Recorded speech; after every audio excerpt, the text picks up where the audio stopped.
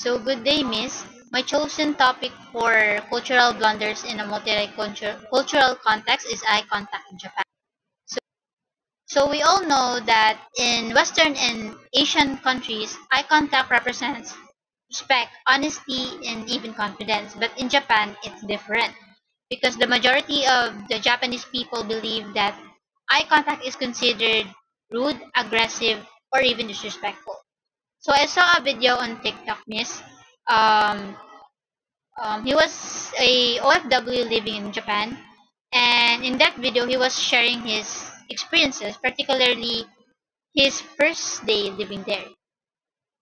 So we all so this was the context. On his first day in Japan, an OFW asked a local for directions. The resident avoided direct eye contact and only nodded politely. The OFW thought the person was uninterested since in the Philippines, eye contact is seen as a sign of respect and sincerity. So what made it a blunder? So this happens because the OFW used his own culture to judge the behavior.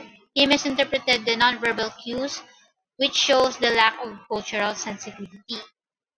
And in connection with DMAS, the situation falls under the minimization stage since the OFW assumed that that eye contact has the same meaning in everywhere, but he missed that the Japan's cultural value of less eye contact.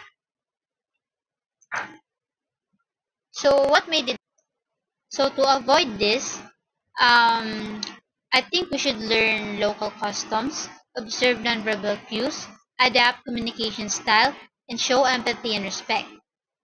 Personally, I think that I learned that before engaging with other cultures, we should research, stay open minded, avoid assumptions, and lastly, respect cultural differences.